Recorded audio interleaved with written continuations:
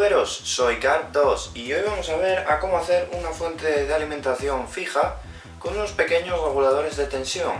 El circuito que vamos a utilizar vale para cualquier tipo de regulador de tensión que sea de la serie 78XX, o sea 7805, 7808, 7809, 7824, cualquier tipo, pero que sea de esta nomenclatura. Así que nada, vamos a ver cómo se hace esto. Bueno chicos, pues para hacer una fuente de alimentación fija, simple, básicamente este es el circuito que utilizaremos y vamos a hacer esta fuente con un regulador de tensión. Hay otros tipos de fuentes de alimentación, como son las switchadas y demás, que eso lo veremos en vídeos posteriores. Entonces, vamos a ver esta fuente de alimentación, que es muy básica. Aquí, como veis, le he hecho esta línea y es básicamente porque si vamos a alimentar, dependiendo de con lo que vayamos a alimentar nuestra fuente de alimentación, necesitaremos unos componentes u otros.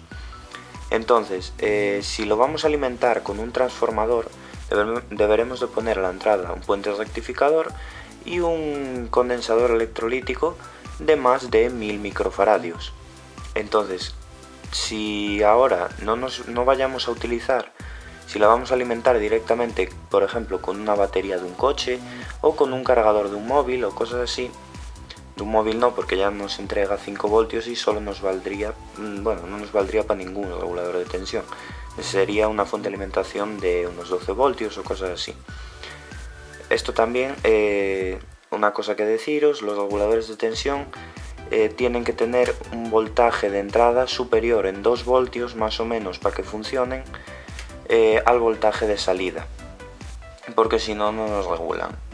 Entonces, aquí tendríamos un condensador cerámico de 0,33 microfaradios, que este se encarga también de filtro y para desacople de altas frecuencias y demás, al igual que este de salida de 0,1 microfaradios, que también si lo alimentamos el circuito con corriente continua, estos dos condensadores también casi los podríamos eliminar.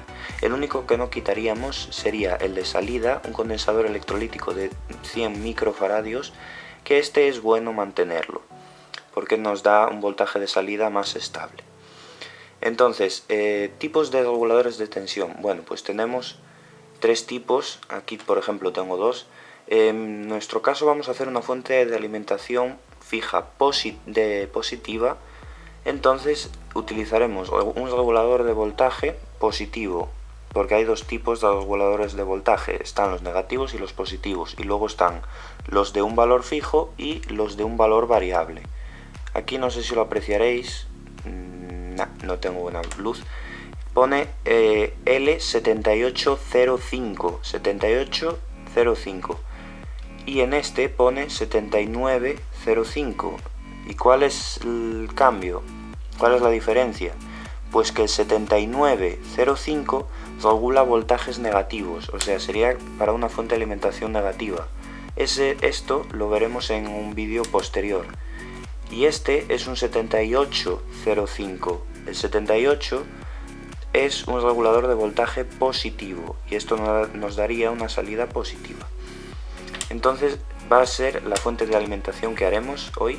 Esta fuente de alimentación nos sirve para alimentar arduinos y demás, y así como puertas lógicas. Entonces, vamos a ver un poquitito más o menos la nomenclatura de los reguladores de tensión, pero bueno, esto no lo veremos mucho en profundidad porque haré un vídeo exclusivamente para los reguladores de tensión. Entonces, normalmente nos vienen su nomenclatura como LM o L78 y después viene de 2 números, que es un 0 y un número normalmente. Entonces, si es L7800 o XX mismamente, porque ya os digo, hay voltajes, hay reguladores de voltaje positivos de 5, 5,2, 6, 8, 8,5, 9, 10, 12, 15, 18 y 24 voltios. Esos son los voltajes a los que los fabrican. Y entonces, el L7800 funcionaría entre temperaturas de menos 55 grados a 150. Y el L7800C funcionaría entre temperatura de funcionamiento, no de almacenaje, de entre 0 y 150 grados centígrados. Entonces esa es una pequeña diferencia en la nomenclatura. Si a continuación de la C le ponen una V, esto significa que está en el encapsulado TO220.